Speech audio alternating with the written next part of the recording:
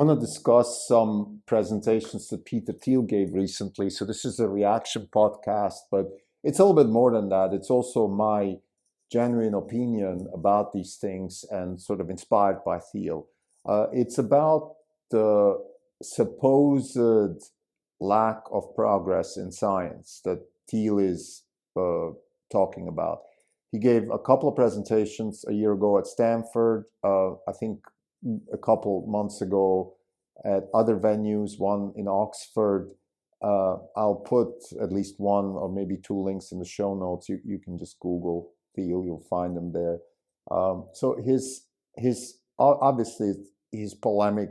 Whatever he's doing, I think it is certainly polemic in a sense that it's trying to draw attention. I think the point he's making is important. You can obviously discuss it. That's the reason why I'm doing this. I'm criticizing it, and I'm trying to offer my own opinion. Now, why is this relevant within the context of the Not Even Wrong podcast? Well, because we are in the business of transforming science and technology into wealth. So we are similarly, like Thiel, trying to see what's out there. I would say we're on the receiving end of the science industrial complex, and therefore we feel it on our own skin, either good or bad, or whatever that is. I'm going to discuss whether I agree with him. His thesis or his conclusion is that we really haven't progressed much. We are stuck in a sort of maybe almost la la land where we are listening to a propaganda that comes from STEM, that comes from, of course, the science industrial complex that is telling us, oh, we're making all this progress. By the way, you have to pay $500,000 tuition so your kids can go and learn from our genius professors and so on and so forth. When in reality, and now this is Thiel, quote, we're not making any progress.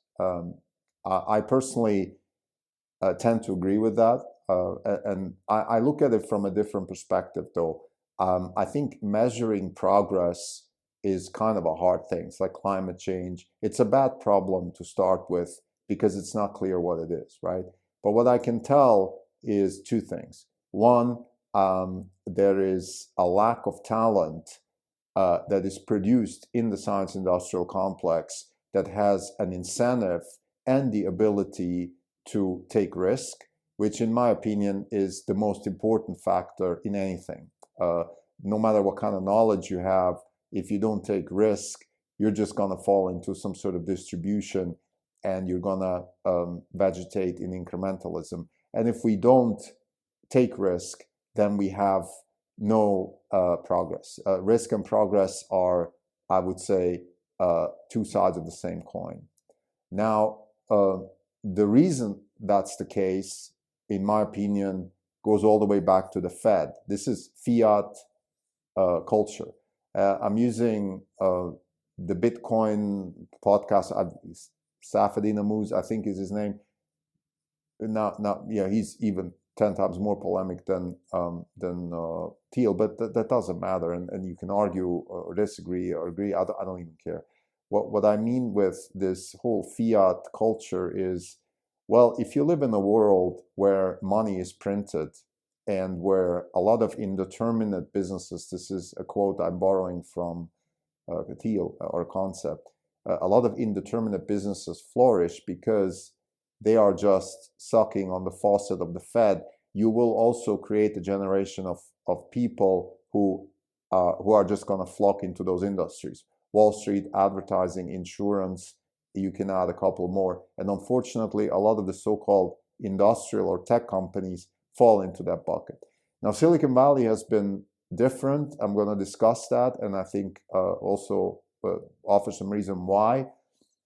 But fundamentally, my conclusion is that there is a problem in the university. There's a problem in the scientific industrial complex, which is driven by fiat money, government involvement, grants, things along those lines.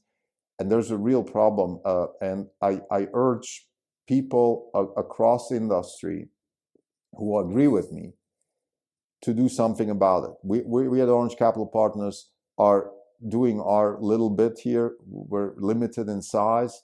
One of the things we're doing is actually we are in the academy. I'm doing a sabbatical now to try to understand really what's going on from the inside, and then hopefully we can shape some of the problems that we see either through investment or at least through talks and speeches and things along those lines. Now, again, we're limited in scope, but this episode it's a reaction to Thiel, it's a criticism, but also an endorsement in a sense that whatever I don't agree with is not that important. What really is important is that we drive risk-taking and progress, which again are two sides of the same coin, within the knowledge creation complex. This is the Not Even Wrong podcast.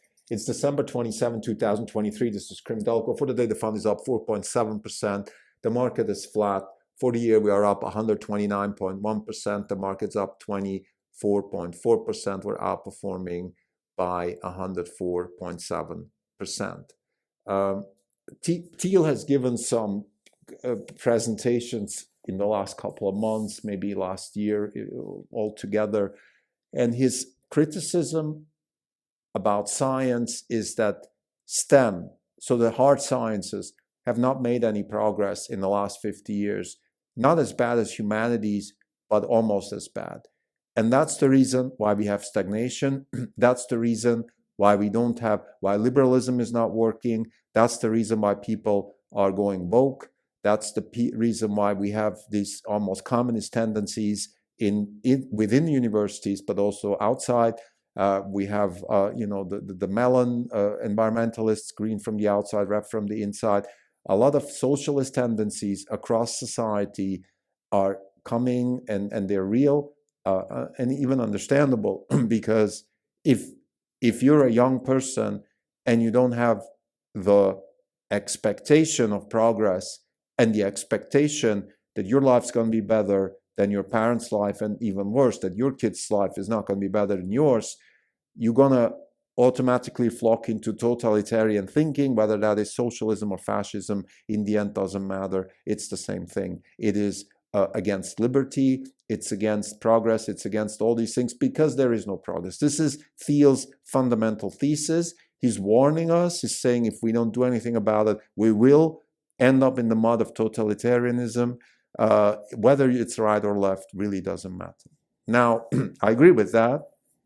I think totalitarian tendencies are innate in human societies because that's how it's been for millions of years, maybe thousands. I don't know how long the human species has been around, but we've always had that form of organization.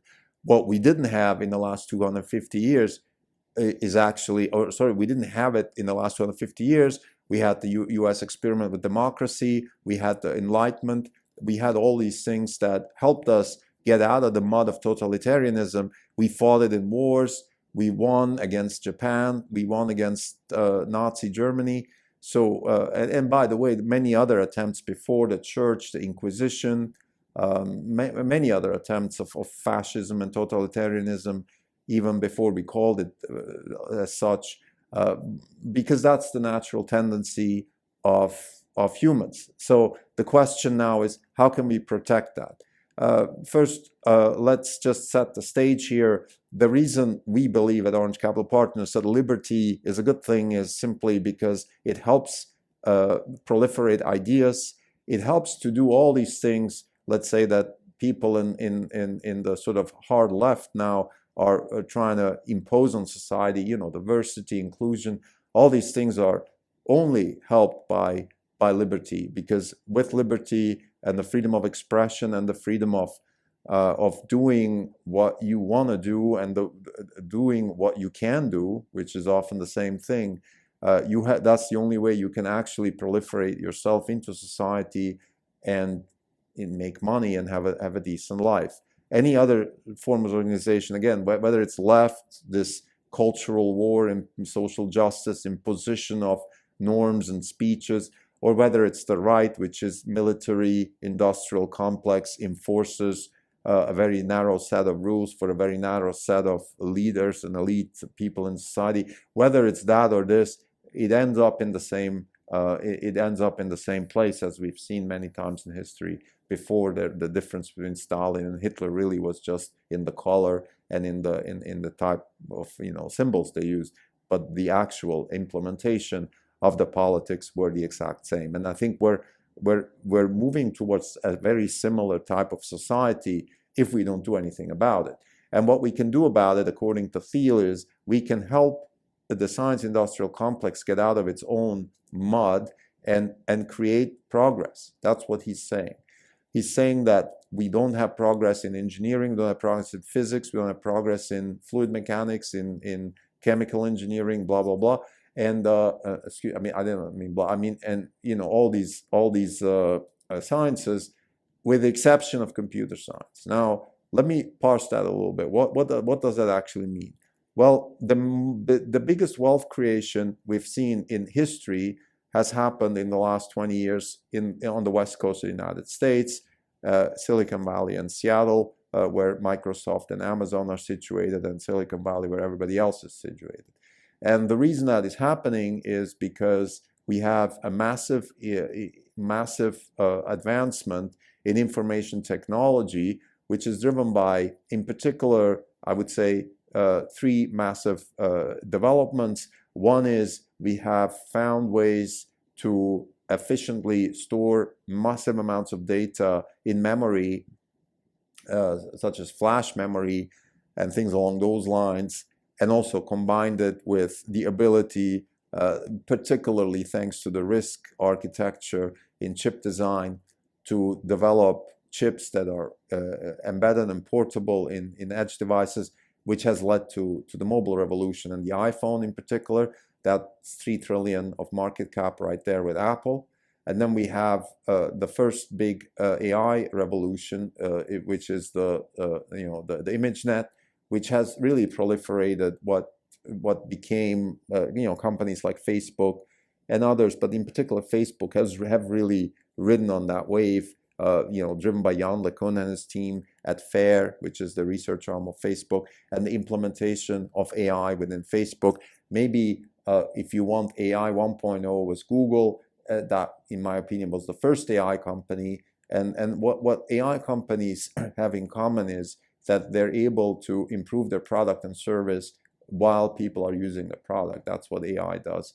And the ImageNet classification competition, which was won in those days by a team of Hinton and Suskever and people like that, which have shown that neural network architectures can actually do some really interesting work. Now, that has been the the information technology revolution that is still carrying us today. Today we have ImageNet 2.0, which is ChatGPT, transformers, and those sort of things. And there's no doubt that there's value in those things. In particular, when it comes to cognitive tasks, I would say in the last 20 years, what has been debunked is the myth that cognitive tasks are difficult. In fact, they're not difficult in some sort of Kolmogorov complexity way, which is if you want to look at how difficult is a task and define it by how many lines of program do you need to write to execute the task, you will find that holding an egg is a lot more difficult than playing chess. And of course, that sounds very snidey in a way, but it's true from a complexity theory perspective. That has driven wealth creation because you can, of course, find a lot of economic value in developing cognitive tasks and also entertainment value in video games and image manipulation and video creation and all those things. So there's definitely value there. Now, what Thiel is saying is that while we have a lot of value creation in those fields, the world of atoms has been left alone.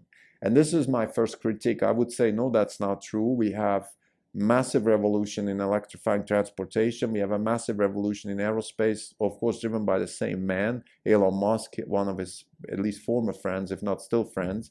So there is definitely some hope on that front. And if you look at the academia today, you will find that a lot of fields, such as, for example, material science, in my opinion at least, and now this is coming from me doing a sabbatical at Stanford. So I have a little bit of insight being there, actually sitting in the classes, doing the seminars, having the conversations, not necessarily doing a lot of homework. I'm just really doing a sabbatical here, but nevertheless, I'm in the trenches, and I can say that there is some excitement in fields like material science. There's excitement in robotics. There's excitement in, by the way, what I mean with material science is, in particular, of course, battery technologies and solar power technologies, which are, in my opinion, material science problems to be solved.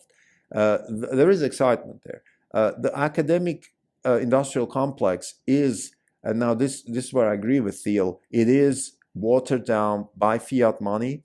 We have the Fed printing money. We have 30 trillion in debt. We have a lot of government involvement because there is access to the money press and so on and so forth. I don't want to go into detail, but you can just look at the debt. Again, the debt is just a very easy way to measure how much government involvement we have, because debt means this is money that wasn't earned, that the government is appropriating from future generations to do something, whatever they want to do today, whether it's good or bad doesn't matter, but the government is involved, and some of that money is going into the academic industrial complex, and that's simply making people more complacent. It's making people more interested in, let's say, writing grant proposals and writing papers that only a few people understand, so they can get a grant, so they can write more papers that only a few people understand. And this is a problem that is definitely prevalent in academia. Again, it's not, I would say it's not as acute as Thiel is portraying it in STEM, but it's there. It is there. I've said that to many people already now that have done my first quarter as in the sabbatical. I find the quality of people in the academic industrial complex, astonishingly low. There's a lot of sort of play the game type of stuff. It starts with gaming the SAT to get good grades there, and then going to university, and then there gaming the system. Let's say, just one example, writing papers where you're anticipating the problem, you then write the paper, you solve the problem, you get tenure if you can solve that problem. I've spoken about this in the context of, let's say, robotics. The robotics workshop at NeurIPS was a little bit of an awakening on that front. Actually one of the professors even told me, when I asked him, why is robotics sort of on the back burner, and why aren't we looking at generalizable intelligent robots? The answer was, it's just not what gets you tenure. And I'm not going to discuss this right now, but the fundamental idea here is this, very similar to what Thiel is saying. There's little incentive to do bold, difficult things that can break, because it doesn't get you tenure, it doesn't get you access to the Fed faucet, it doesn't get you access to grants, and so on and so forth. This is, I think, it's the truth. I mean, this is the fact. I can attest to that. This is the reason why people like Elon Musk want to start their own university. This is the reason why Thiel is frustrated. He has a venture capital fund whose goal is to invest in people. He wants to. This is like, I think what people like Musk and Thiel and many other genuine venture capitalists are looking at is their coaches or directors, and they don't have the talent to play with. And the talent comes from the academic industrial complex, which is not good enough for the task at hand. So that is definitely, in my opinion, it's a proof, or it's a sign that the academic industrial complex is not fulfilling its actual purpose, which is to develop the next generation of talent that can drive progress. So in that sense, Thiel is right. I agree with that. Because the academic industrial complex has different incentives, which is mainly driven by fiat money and the government involvement.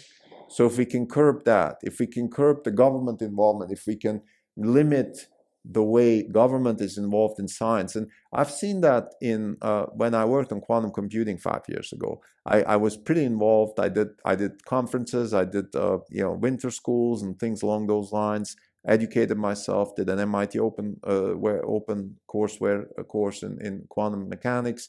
So I did.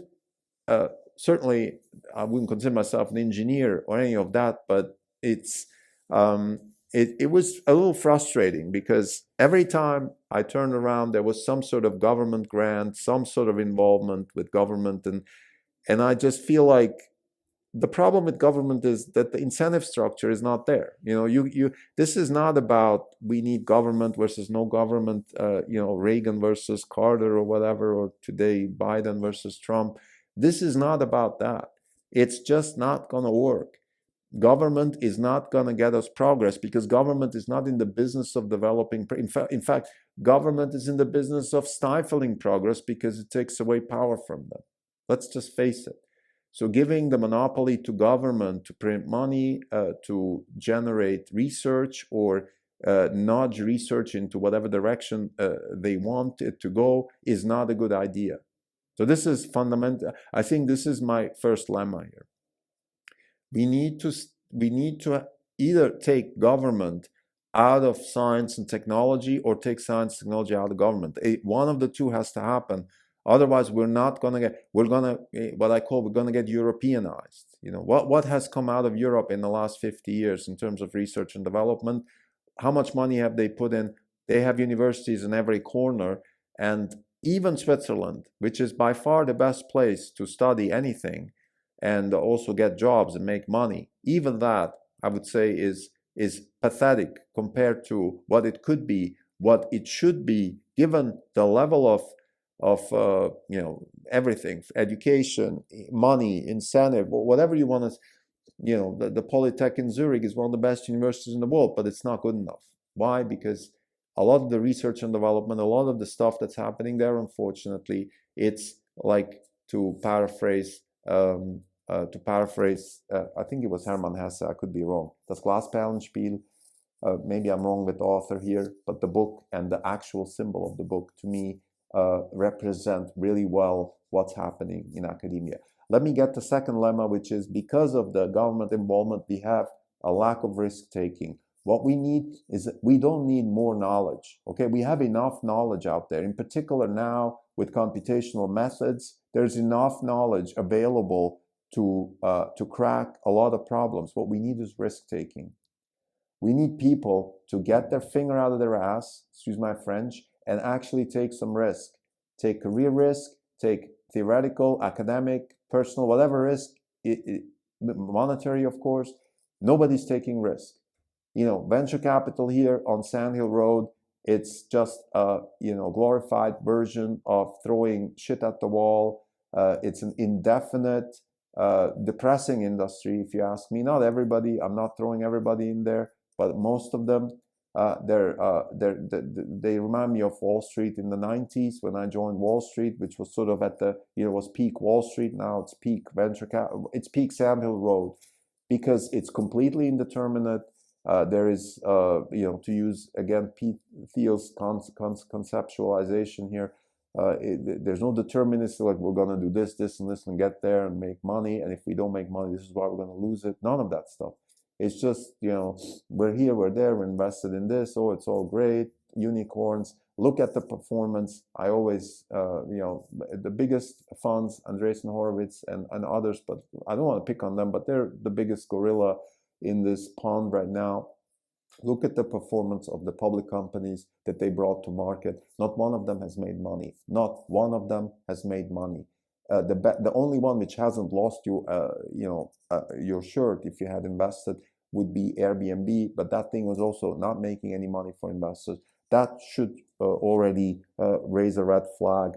Again, this is not about that. This is a whole podcast on its own. How Sand Hill Road is turning into a Hollywood model where the money is made for insiders and nobody else. That's what we don't have wealth creation. So the second lemma is we don't have enough risk taking. But I want to say I want to end on a positive note. Lemma 3 is we have hope. We have Elon Musk and others. There's others. He's not the only one. There's people who are emulating him, or even people who are going their own way. And I want to even throw in there OpenAI, even though I have my problems with this company, but it was bold the way they went from GPT-2 to 3 to 4. They took the money from Microsoft. I think Satya, you can have your opinions about the way that all this thing is going down and all the pseudo, the marketing that's being used. But what I don't even care. What I care about is I want bold risk taking. I want people to put their careers on the line. We need more edge. We need more interesting personalities, even if they're hateful or we hate them or whatever. It doesn't matter. You can hate Musk as much as you want. He's creating stuff. He's pushing stuff forward. I don't like Sam Altman pushing stuff forward. Good thing. People like Ilya, people like stand up, have a talk, like say something. Even if it gets you canceled, go get canceled. Uncancel yourself. I don't care. Kanye West, all these people. It's not a coincidence that a lot of these people, whether you like them or not, they've created something. All of them, most of them are rich because they've created stuff. Many of them maybe have stolen money or misappropriated money and whatever. It's not my job. That's for others to decide.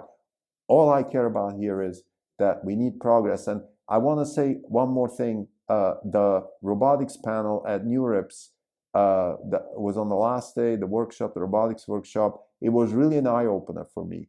There was a panel, and I don't know if the organizers chose this or not on purpose. The two on this panel, two people, they actively were trying to make the case that we shouldn't deploy robots in the wild, that it's dangerous, that it's unethical, it kills people, blah blah blah. Now, I don't know if that's if you're at a NeurIPS conference where people are there for progress, and then you have 50% of a panel trying to tell you stop doing progress, we need ethical guidelines, which, by the way, we, meaning the people on that panel, they're supposed to be qualified enough to decide what's ethical and what's unethical. When you hear things like that, you know it's dangerous. That's dangerous. We cannot do that. The technology has never been the problem. Technology has been the solution. And whether we like it or not, we don't like the nuclear bomb, the thermonuclear bomb, we don't like CRISPR, we don't like COVID, there's a lot of bad things happening with technology. There's no question about it. But without technology, we'll go back to the cave age. There's nothing there. We need for better lives to happen. We need technology, we need science, and we need risk taking. We need people to take their finger out of their ass and actually do things that might break, but if they don't break, improve lives. Because in the end, the purpose of technology, this is the way we see it at Orange Capital Partners, is very simple. We want to make things much better at much lower cost, so more people have access to it, because that is good for everybody, including us privileged people, or whoever you are, privileged, unprivileged. Because the more people have access to options, to better lives, whatever you want to call it, the less violent the world will be.